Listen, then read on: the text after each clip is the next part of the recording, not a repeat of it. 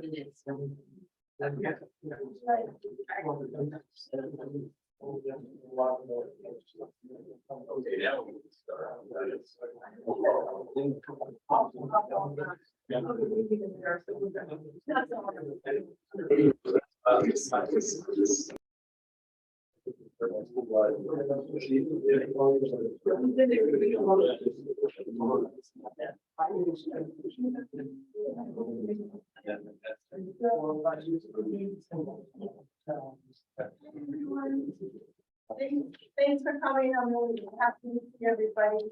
And thanks for putting up with my meeting polls. So we really appreciate your participation. This is the Regional Transit Governance Study Kickoff Meeting. This project is funded by the Department of Rail and Public Transportation, City of Charlottesville and Albemarle County, and also the Thomas Jefferson Planning District. We procured a team of consultants from AECOM and Jarrett Walker to conduct the study. Many of you might already know some of them. They also worked on the Regional Transit Vision Plan, which preceded this study, and you'll hear a little bit about today. Dr. Stephanie Amunkin Yangson from AECOM will be conducting the analysis and meetings for this project.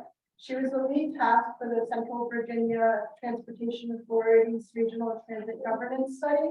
That's the study in Richmond, but it also includes the rural counties. She's also done many other transit and governance studies across the nation. And Mr. Peter Voorhees was the AECOM project manager for this project, and he was also the project manager for the Regional Transit Vision Plan. So we're happy to be working with him again. He also worked on the Central Virginia Transportation Authority Regional Governance Study, and has years of experience working on projects as well. And with that, I'll turn you over to Dr. Amoki Mason. Thank you. Oh, wait, I have some housekeeping. So this meeting is being recorded. It is open to the public. The meetings after this for the governance, the steering committee will not be recorded open to the public, but just so you know. And there is parking over there and the bathrooms are through that door. And I did make a sign up sheet, so that's going around for everybody. Thank you. Thank you, everyone. Good afternoon, and we're happy you were able to make it here. So my name is Stephanie Amrini Yankson, and I'm here with Peter Voorhees and my colleague Scott Baker. I think Scott, you can introduce yourself, and then we can go around the room so we know who's in here.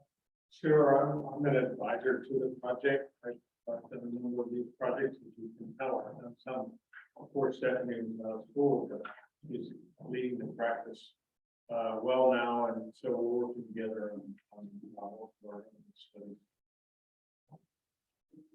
All right, thank you. We can go down. I'm Lloyd Snow, City Council, City of Charlotte. Julia Monty, UVA office. In Vegas, today, we the Jonathan Keel, Elmore County, Board of Supervisors. James Sumner, I'm Long County. With the champions, and for supervisors also, and for the records of John. Ben Chambers in the City of Charlotte. Last week. James Smith, Director of Neighborhood Development Services, for the State Health. Jim Friedel, Planning Director of Green County. Dale Herring, Green County Board of Supervisors. Tammy Shackelford, officially here as a Charlottesville, Albemarle, and here. Supervisor Trevor Henry, the County Executive of Albemarle County, for your support. That great job. That's good. Thank you very much. We have people on Zoom. So we have Mr. Garland Williams on Zoom, and then we have some members of the public. Thank you. So this.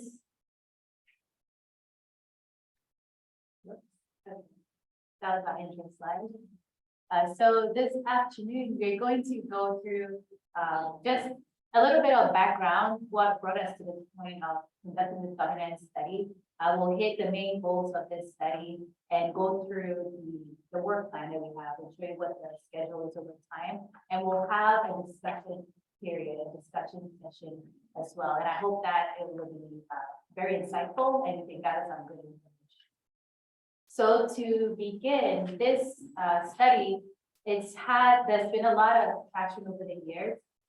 In 2008, you're well aware there was the Transit Authority study that was conducted, and it eventually led to the enactment of the state legislation that allowed for an RTA to be formed.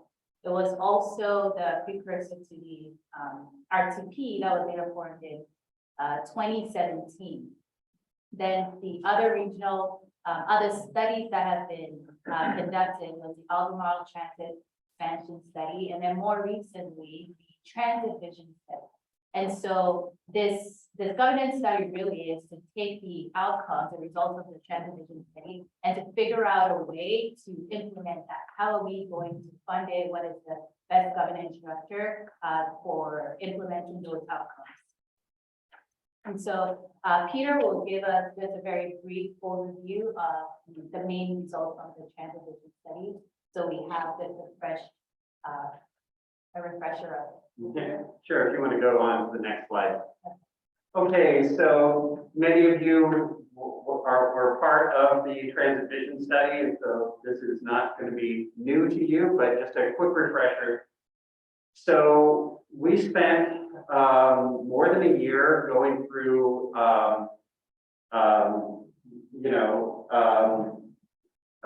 developing a vision study for the Transit Vision, a vision statement that tried to capture everything we wanted to do, lots of goals and lots of objectives associated with that. And those all rolled into two different vision operating scenarios that expanded on the existing network. And well, I'll just start with the names of them. One was a constrained plan, with a modest expansion of regional funding, shows what could be operated. And then an unconstrained vision, which really substantially expanded operations and would require quite a few capital improvements as well. So just to talk a little bit about the annual operating costs assumed in these scenarios, in the constrained vision, it would require about 26 million in regional funding. Compared to today, between Cat and John, it's, you know, not quite 20 million in funding, so definitely a step up. The unconstrained network is closer to 70 million required on an annual basis. And some of the capital improvements not included in that 70 million would be things like a vision for bus rapid transit in Charlottesville and urbanized Albemarle. That's the kind of investment where maybe you can expect to get 50% federal investment, but it requires a local match. And then other things like, you know, opportunities for new multimodal facilities, expanded operating facilities, that sort of thing. You know, additional capital funding needed for that. Why don't we go to the next slide? And so just visually, we'll lay this out. Here's the existing baseline network.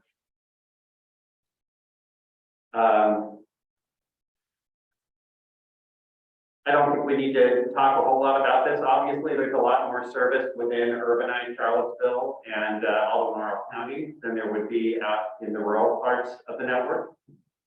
But if we go to the next slide, the constrained network, looking at expanding on-demand services in outer areas, areas that would not be particularly productive for fixed route service, but definitely an expansion of fixed route service as well, more frequencies.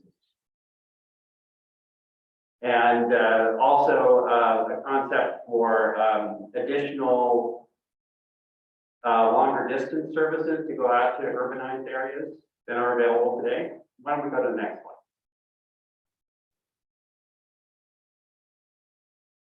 Okay, I'm sorry. And then the unconstrained network. Now we get a lot of urban transit frequency, where most of the routes today are operating at 60-minute headways, 60-minute frequencies. There would be a lot of service where on the corridor you'd have a bus running every 15 minutes, for example. Still further expansion of on-demand and kind of microtransit areas, which unlike what we have today, where you would schedule a trip, you know, the day before. In this microtransit vision, the idea is something that's truly more on demand. You can schedule something, you know, an hour in advance, perhaps. And the image on the right there in the unconstrained network, several pockets of that on-demand type service scattered throughout the operating area. Okay, and then the next slide. So what are some of the just high-level results of these different scenarios?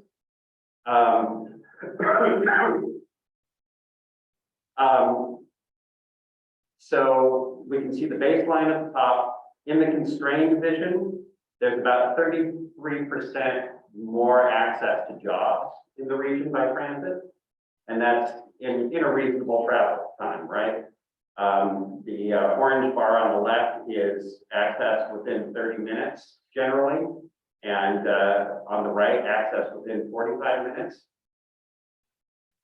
The unconstrained vision bumps that up quite a bit, 140% more access to jobs in the region. A lot more service requires a lot more funding. Okay, and just some high-level results of feedback received. We had a few different surveys that rolled out, and about 90% of survey respondents indicated their willingness to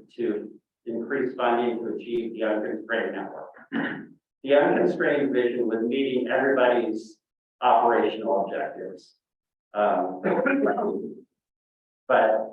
you know, that's fine when nobody's talking about how to fund it, right?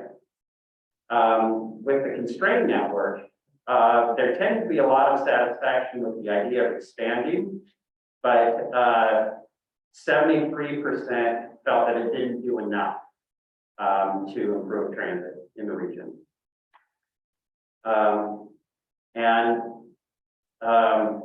Let's see. Why don't we jump to the next slide there?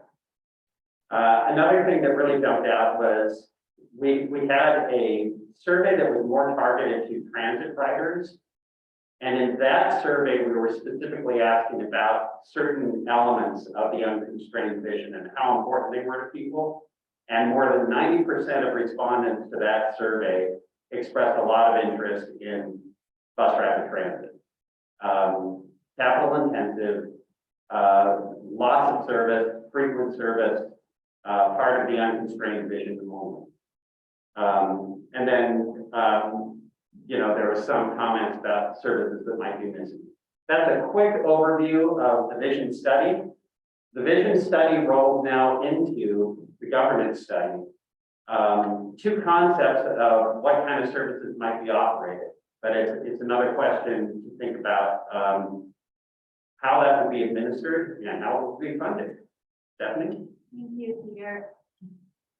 So now that we have the background from the vision study, the purpose of this study, the governance study, is to identify those strategies that we can implement for implementing these regional transit priorities.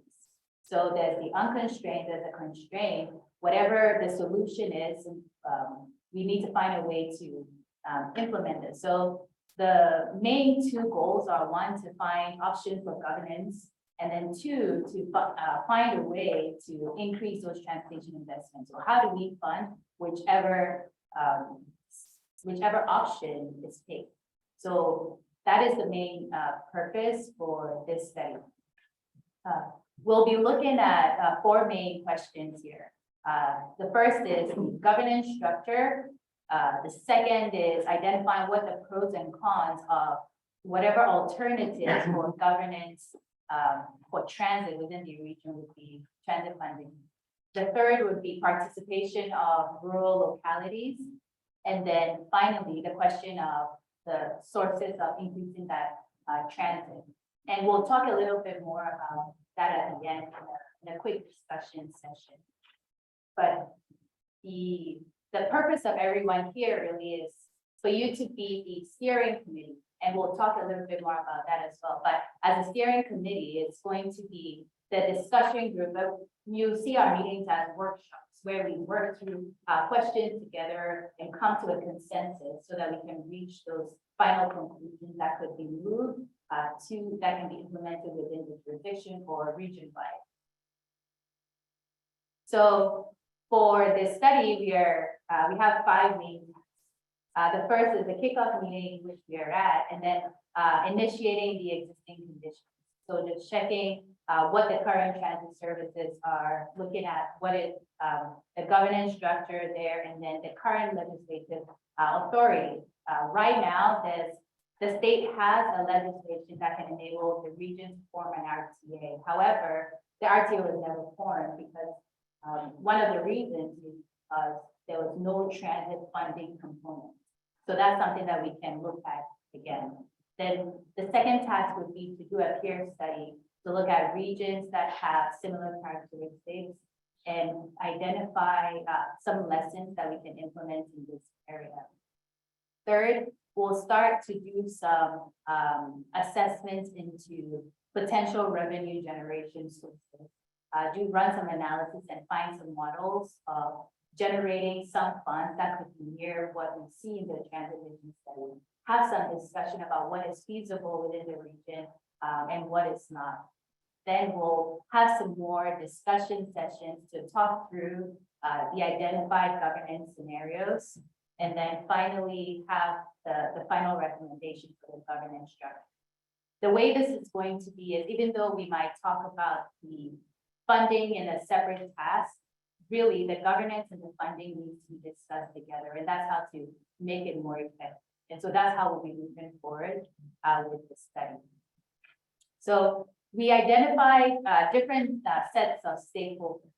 The first is the project team, which is the TJPD staff, the consultants, us, APOM, the city, Charlottesville, Albemarle County, and DRPT. So that forms our project team. The steering committee, which you are all part of, like I said, is our workshopping group. It has many representatives, believe it or not, and not everyone is in the room, but we have about 25 members for the steering committee. And so we have representation from the city, the 5 counties, the MPO, the university, CTP, DRPT. And then there's a separate group, which is the member jurisdictions as well. And then we have our transit partners. This morning, we're able to speak with Pat, and we'll speak with some of the other providers as well during the existing conditions. So we do an extensive stakeholder outreach to make sure that we are able to hear everyone's voice and get a consensus so that this is really consensus building effort. That'd be nice. I noticed that the project team has just Albemarle and Charlottesville. I just wanted to share with you all, the reason that is because Albemarle and Charlottesville volunteered the local match for the grant to DRPT. So they're on that project management team to make sure that they're getting the value that they expected. However, we do see this as a truly regional, all 6 jurisdictions participating in the business. So I just wanted to make sure if anybody was wondering why just those 2 were on there, it's because they did put some money for it. Thank you. So now, the steering committee here, I'm sure you're wondering why you're here. So, moving forward, outside this kickoff meeting, we're going to have 3 workshops. And those will be the working meetings where we'll go through the governance structure, the funding, we need to get a lot of feedback from you all so that we can have our final recommendations. In addition to those, we'll have short update meetings that will be virtual. We are hoping to have the workshops in person, but we can decide here what you all prefer. So those 3 workshops, we are planning to have them in person, and then the update meetings could be virtual. The update meetings will be short to just give you a status update. And so if this steering committee is going to be the main forum, like I said, we'll want active participation from every member to make sure that it's effective and to reach consensus for the issues that we identified. So we have a lot planned to make sure that everyone gets a voice. And so each box you see below the arrow is some sort of meeting, workshop, update meeting. So there's extensive engagement. And so we have, after this steering kickoff meeting, you're going to have a roundup individual meetings with the RTP and the provider. So we've already had one with Pat, and we are scheduling. We have one scheduled, and we are scheduling the others as well. So we'll speak with all the providers. Then we'll have update meetings we'll get on the calendars for the agenda, for the RTP, the commission, and the FPO.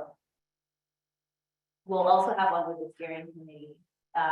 Then we'll have some more individual meetings with the jurisdictions, have one-on-one chats with them. There'll be 2 of those. And then the 3 boxes you see here represent those workshops. So we'll have these 3 steering committee workshops, and I'll show you on the schedule when that is planned for, somewhere in the summer next year. We'll close out with another round of update meetings, trying to get on the agendas of everyone, and then we'll have the final presentation to the member jurisdiction. So we'll also try to get on your agendas for your city council meetings or county commission meetings. Stephanie, may I just ask if the schedule that we see up here, we like try to put a date towards the end of the study there? Yes. Is that a year? Is that 5 years? Yeah, that's 5 years, yeah. No, so yeah, we'll look at the schedule as we continue. So this is just to highlight the stakeholder engagement. That's what I wanted to take from this slide. So voila, we're hoping to end this by next December. So about 13 months. And so the yellow dots represent the update meetings or the steering committee meetings. So those three main workshops I was talking about the first workshop will begin in June.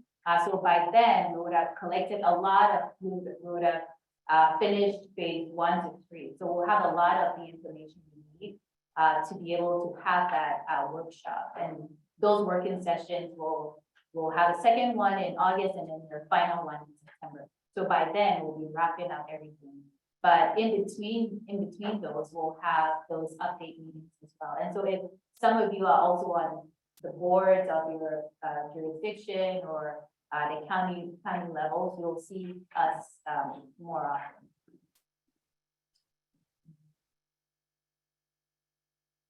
Okay, so we wanted to have any questions though before we move on to the discussion. Yes, sir. I have a scope question that I could ask now or. Yes, please say your name and where you're. Trevor Henry, Elmore County, and as you work through the process, and considering the structure, pros and cons, funding possibilities, will that also include a potential phasing, like near term, mid-term, long term, 5-year, 10-year, or something, or is it kind of big bang? Will the outcome of the study consider something that could be planned over more than just a year or two? So repeating the question for those who are on Zoom, and it's really about the phasing of rolling out different operating scenarios. Do we go from what we have today to much more service overnight? Stephanie, Scott, do you want to Yeah. take a stab at that? Yes, so part of the final recommendation, we'll have a short portion where we talk about implementation, it won't be as in-depth as to who you need to speak to, like at the state legislature level and all of that stuff, but it will be a high-level implementation of the next steps to move this study forward. Does that answer your question? And no, you can't, I mean- you can't roll it all out overnight. Yeah, yes, definitely. Maybe just as a supplement to that, just that if you can give us a sense of, obviously it depends on what we land on, right? Exactly. But typically, if we were able to get additional funding, move this forward, the implementation, usually like a 5 to 15-year time frame, something along those lines. Okay, and so the question is, so what kind of time frame might we be talking about for rolling out scenarios? Is it like a 5 to 15-year timeline? Yes. And again, it depends on what we actually land on, the kind of governance structure, because some might need more time to implement, others might be shorter. But in generally, it would be probably more medium to long term. Yeah, I would just comment that many of the scenarios may require consenting action. So you can see that, and that all have to occur. We're in the schedule, so you know, go out and do that action. Just a question, and I didn't mean to interrupt you. No. Just a general concept question. Sounded like to me throughout the study schedule, there were times when you were going to want to be going to the localities, Alamo, the city, and I'm assuming that Louisa, and I'm assuming that you'll be making presentations to the boards like the city council or board of supervisors. Correct. Just a warning, to get on the agendas. At least in Alamo, we're talking 3 months. So plan ahead. I just, Yeah, I'll work with because that's about what, Trevor, is that about right? I can't speak for the rest of the other boards. Yeah. But I'm just saying that at least lock in some of those dates ahead of time, right? Thank you. I think that's very helpful. I know. I'm just saying for the cities, but we're not as hidebound as Elm. We can work on a shorter time. But we were looking at it. So. Yeah. And we will also want to schedule, so we have the update meetings toward the end, but then the one-to-one meetings will be, not with the entire board. It will depend on what. Now I'm talking nothing. Yeah. Just. Thank you. Any other questions? I've got a comment. Probably now, now. I think you've got your work cut out for you when it comes to like Louisa County and other rural areas. Yes, I'm not for, when I see Rotterdam's a regional study in improvements maybe for Charleston, and I'm not seeing it for the rural areas. So the challenge is, what are you gonna do for like Louisa County and Louisa? If there's more funding involved, I'm having a challenge right now of funding joint county. So I see some real goals that may be difficult for future. So as I go through this process, and I'll be here, you need to really help me out. I think it's going to help with rural areas. I can see how it helps, obviously, show. I'm not seeing the same push for urban and rural areas. So, Yeah, I'll take on that shot. So the comment is, if I'm getting this correctly, you're seeing the sort of benefits for the urbanized areas, but are the transit benefits in rural areas as obvious? you can look at what you've presented so far, how many times you see into the rural counties, how many times you see into the Charleston.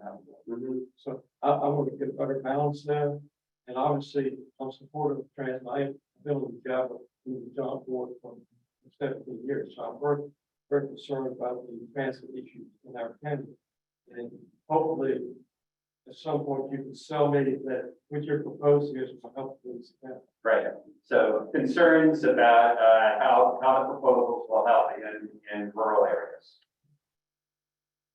yes, and we'll get to talk some more one-on-one when we have those individual meetings with the county. So we'll get to hear your thoughts, how you think this can help Louisa County, and then we can have that conversation. And we can bring that to the group sessions as well. But that's definitely one of our study questions. How do we bring in the rural economy?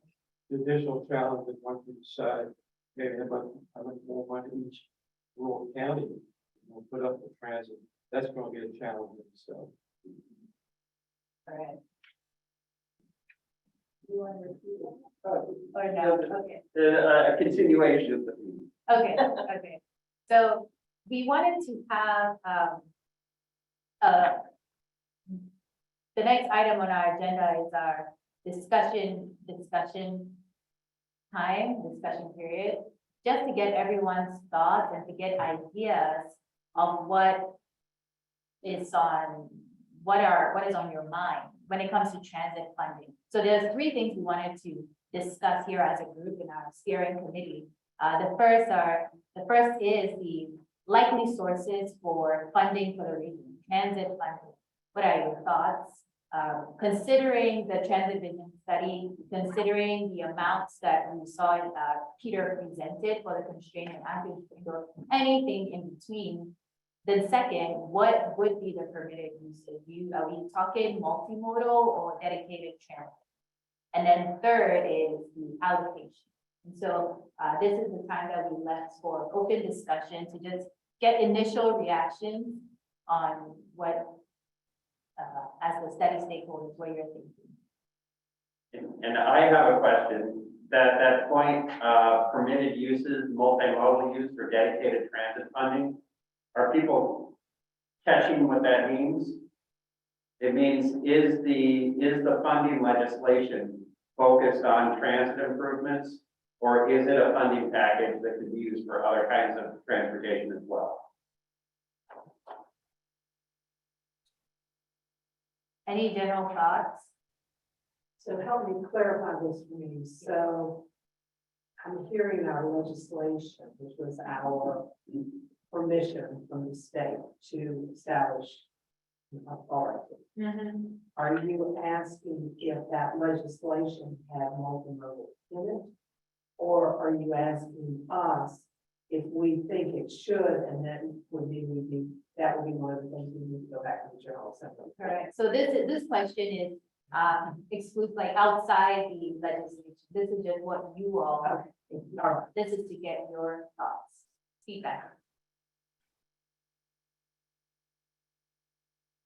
So any of those three are.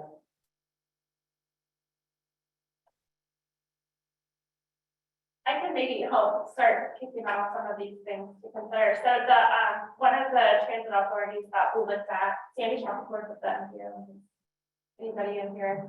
That, it is, we looked at the Central Virginia, Transportation Authority, and the sources that they use was a combination of a sales tax and a combination of a wholesale fuel tax. So that's kind of when we were developing the vision plan and we did to create some sort of realistic budget or what kinds of transit to be supported. Those were the resources that they identified. So that might be a good starting point. So sort of talk about, are those potential funding sources for us?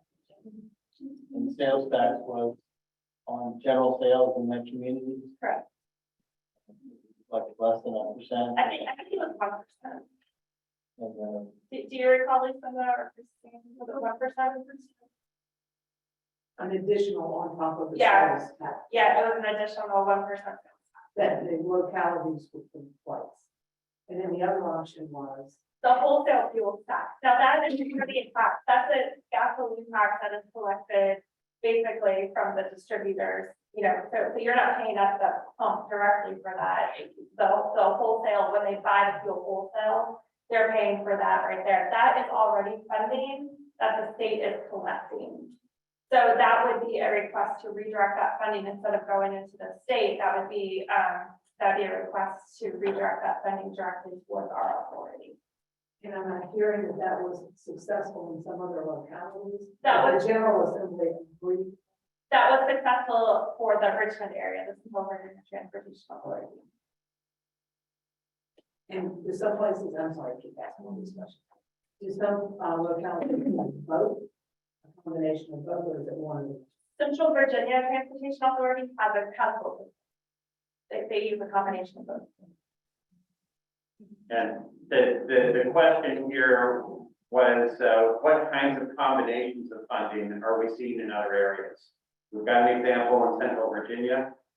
Excuse me, Scott or Stephanie, do you have any thoughts on what kinds of funding that you're seeing nationally for transit? Yeah, I mean, we have a popular one is the sales tax. I believe in the Hampton area, they have a sales tax as well. But there's other options. There's the gas tax you talked about, there's real estate. You can link it to value capture. It could be an employer-based tax, income. There's a universe, and we'll talk about it as we go deeper into the study and present the options to you. But we wanted to know it just to see what is on everyone's mind. But I want you to know that it's not, the only option is not a sales tax, there's other things. But a common one that has worked in Virginia is the sales tax, but that will be at the state level, it'll have to be by the legislature. And you need all localities to be part of this buy-in. For example, if the authority said sales tax, any locality or part of the authority would have to agree to do the sales tax. Correct. And that gets back to the other comment that the rural areas are going to have a definitive plan of what's going to take place, because we're not going to raise sales taxes to benefit Charlottesville, Alabama, because that happens to that, you know, we like to benefit too. We like to benefit Charlottesville, Alabama. Things that happen in transportation in those areas would benefit us indirectly, but we're working with John trying to improve our services and not in the long run. So I appreciate that. So we're working trying to get that. That's funding that we've been for off of our general funds. So if we have additional funding going for a regional transportation authority, we need to make sure that we see It comes back, yeah. somehow, somewhere, shape or form. Yeah, sure. And general public, will recognize right off the bat that Charles Almar needs transit, there's no doubt about it. You go to some of these rural areas, I'm trying to be honest with you, I'm not being kind of negative, but they're not told the soul will be transit needed. Yeah, And we have an uphill battle quite often, and right now we're going through a battle when it's more money for Charles. Because that is a transit service. All I'm saying is the general public, we start talking about raising taxes, whatever they be, they have a hard time relating to the transit needs. Correct. yeah. They understand the difference between, an example, on demand, which, could be what we institute in rural areas versus, fixed routes. Because it just feels like, and I don't know how we can plan for that, you don't want to have like, percentages for it. But I just wonder how aware the general public is of the concept of, on demand versus fixed route. Is there like a difference? Well, I think in a lot of cases, John is our kind of services that he didn't recall of the free services, obviously they're positive. I'm just saying that overall population in the rural areas, it's hard to sell. John had it. A lot of people on the talk to us, we didn't know we had that. We surely didn't know it was free. Although I know for a fact I have been involved with John for 17 years. I've been on the board since 2019. I know what's happening in the county. So it's going to be a sale issue. And again, I'm not here to talk negatives. I'm here because I'd like to see the service of the county improve.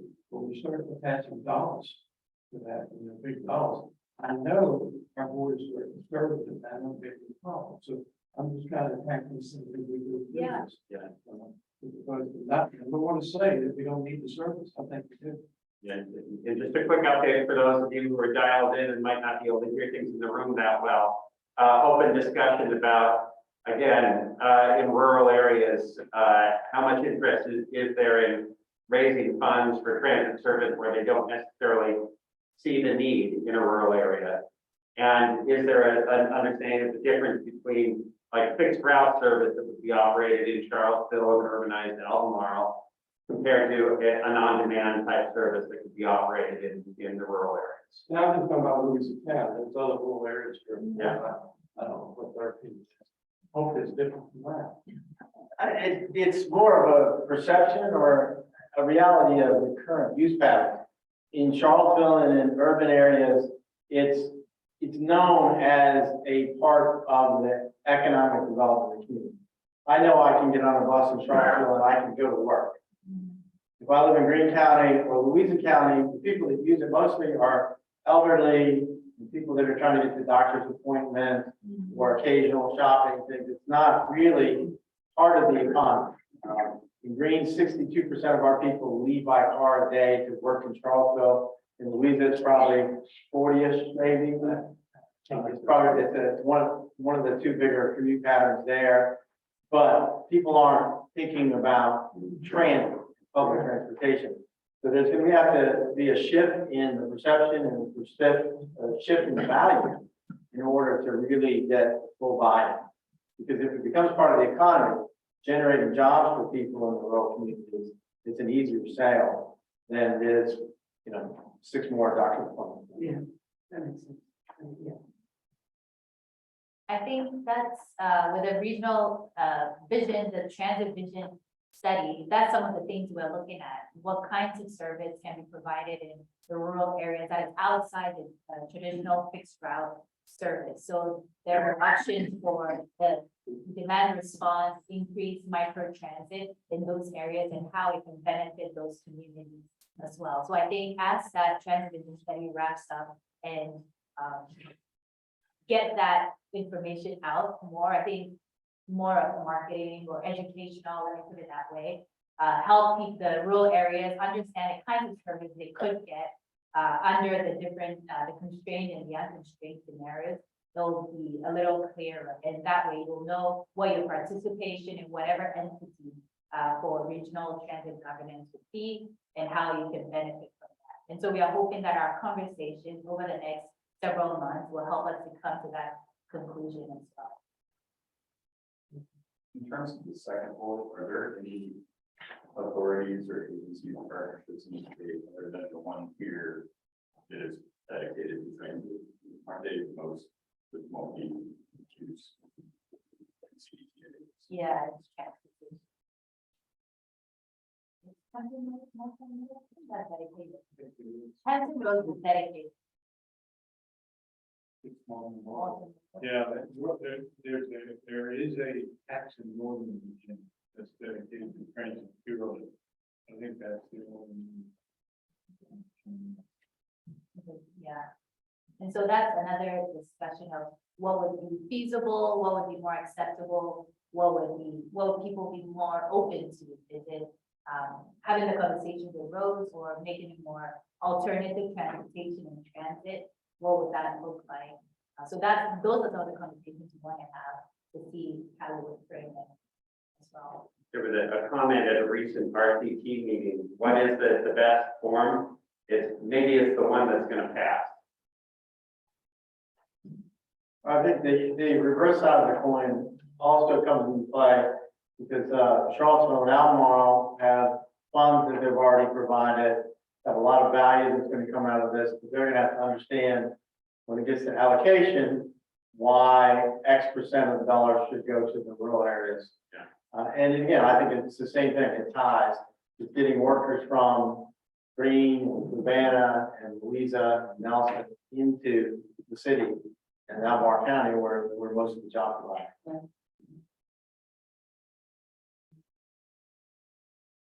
So we have some comments online. I don't know if Lucinda, you were going to address those.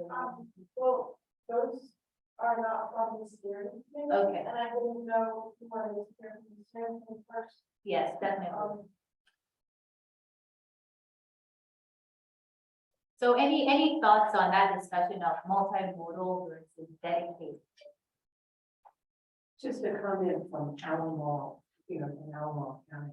I really believe in Albemarle. Our community would really like to see multimodal. I think in a way that makes it an easier sell. But I understand, and I'm not sure.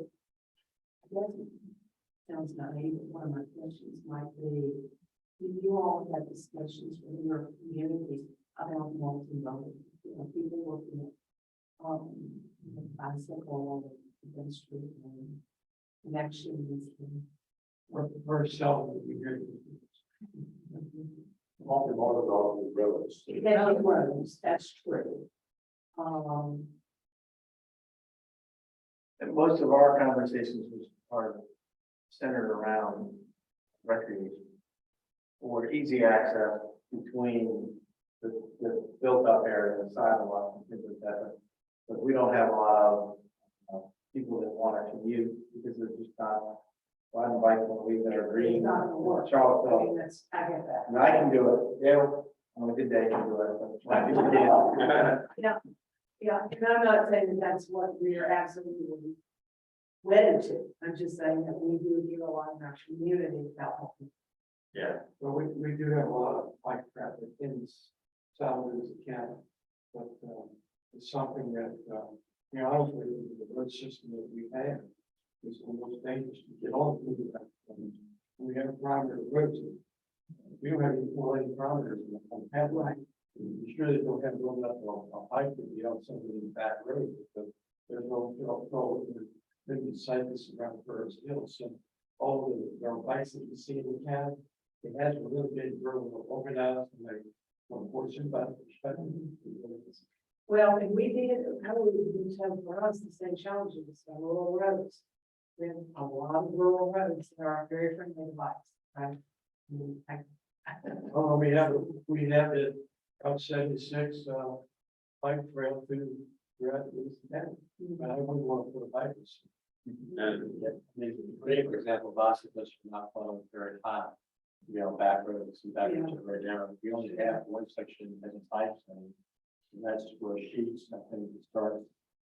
But 100 yards in that, that's the only bike lane we have in the county. You know, we do a lot of horns and in digital ways. Yeah, well, we can see that. I don't know. Yeah.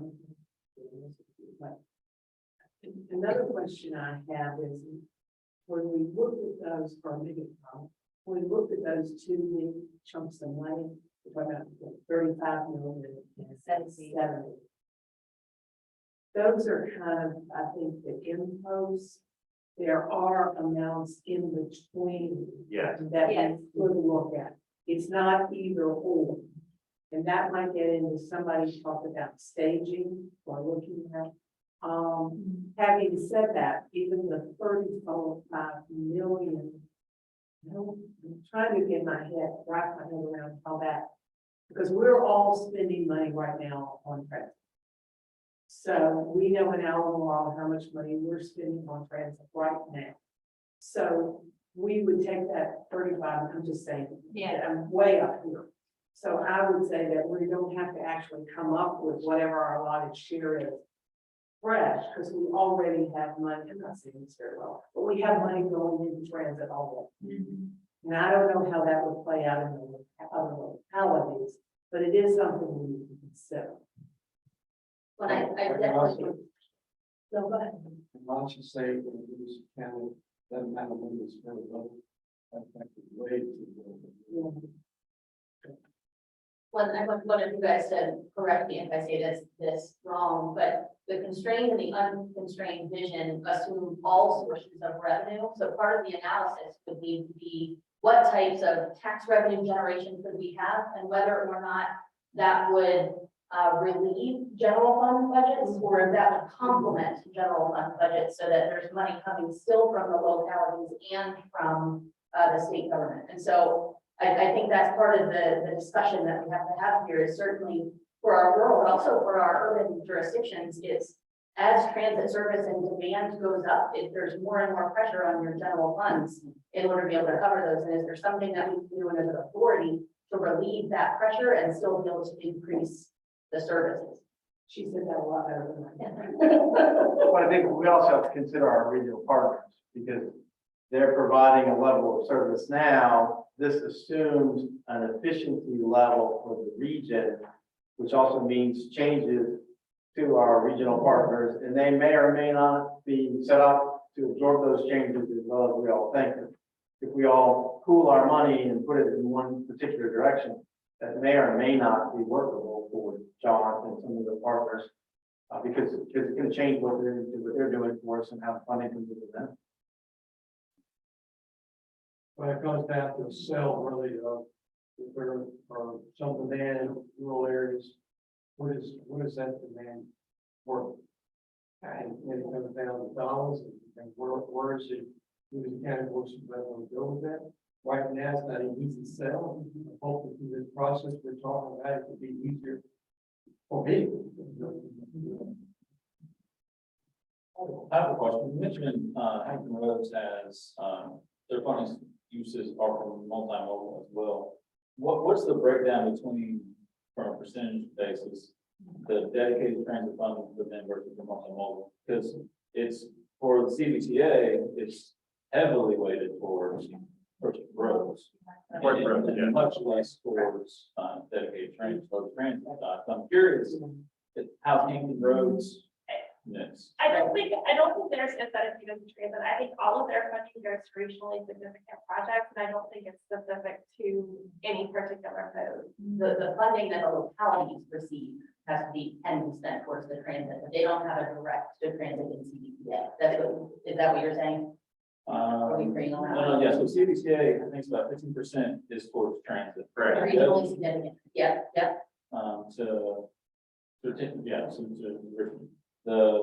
The other 85, 50 goes back to localities used in, specifically within their jurisdiction on roads.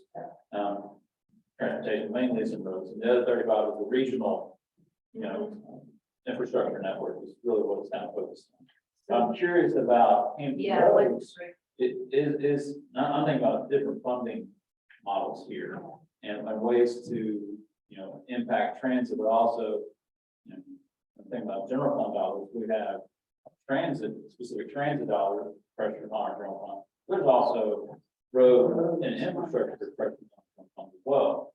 So I'm curious as just how other localities or other authorities have that mix. That's a really good point, and that could make a huge difference for the rural Well, area in the discussion.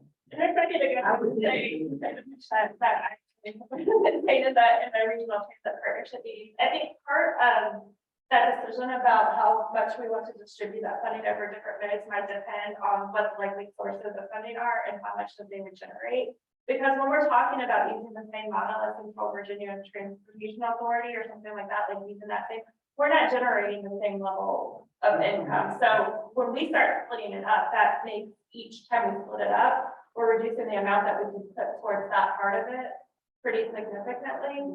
So that's going to be part of the funding allocation decision. These are all going to work together to figure out what's going to be feasible, what's going to be able to make meaningful impact in our region. And I would agree with that too, because I would see, perhaps in somehow the funds are allocated more of a heavier weighting within the urbanized area towards transit. And then, more of the transportation, more multimodal could be used better in more rural areas. Maybe there's, CVTA's funding allocation works for their area, but may not work for our area. Right. So maybe there's some opportunities there to look at whose needs are best served in different areas, in rural areas versus urban. And so not everybody do exactly the same things, which is. Right. For my. Yeah. We had a hand in the back. Yeah, kind of going off of Sam's point. Yeah, did you introduce yourself? I've got Ricky John. Yeah, so. Let's say we only have 30 million in revenue coming in. 25 roads, maybe 5 million. Can't be much 5 million in roads.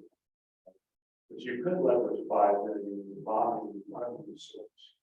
So 20 years of 5 million, at whatever interest rate might be, you can build a lot of roads with that kind of funding source. So as we look at that, and hopefully look at creative financing approaches, which will allow us to do more with the money than we might otherwise think of doing. If I can do my best to try to summarize that, for those who are online here. In a rural area, if you're talking about a smaller chunk of money, it may not mean a lot for a road project, but you can use that chunk of money to leverage bonding for other funding to do something meaningful. Yes. We don't get 5 million and go get far. Yeah. We had a workshop intersection, we call for 7 million. So. That's what he's do. You know, 5 million a year for 20 years generates a lot of money. You might be able to bond $200 million worth of projects and have $5 million worth of bond in a year. 200 million, and as you pay off the bond, you can do more projects. Then you have to add in federal and state matches to go against that 200 million, all of a sudden you're talking real money.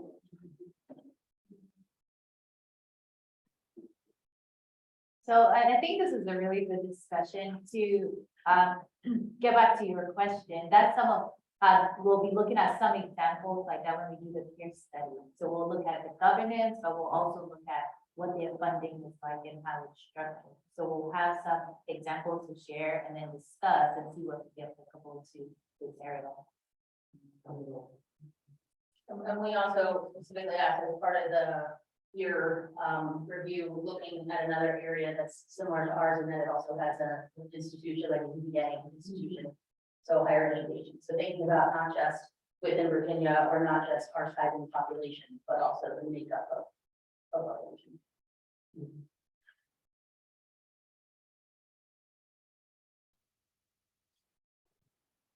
Yeah, I think this is something that our staff internally keeps talking about is, the TJPC is serving as a facilitator in this, but we want to be clear that there is no predetermined or pre-expected outcome, that this is really an exploration that we're all going through together to learn, to hear the types of feedback that you all are giving, and in the end, try to find consensus on whether or not we need to do what the next steps turn out to be. You know, we're not definitely saying, when we leave here, we're gonna get funding from authority, we're gonna go to the General Assembly and ask for it. We need to first determine what is it that we want, what is politically, financially feasible, and we want to go through that process with you all. So just to be clear, we are here to help you all have these conversations and to facilitate a process. Exactly, and that's what we're here for. So it will be more of you speaking, us listening, us providing the questions to prompt you, provide you the information, the data you need to think through those processes. But this is all on you. So we're nearing 3 p.m. So we've initiated phase 1, which is looking at the existing conditions. And we'll be having some one-on-one chats with the RTP. We've had one with Pat already this morning, UTS, John, and then the school services. Once those are complete, we'll start getting on the agendas for some of these agencies so that we can have quick updates. So that's the next step, but that's all we have for you. Thank you very much for your time. Thank you for coming in person, and we hope to see you again for the next hearing.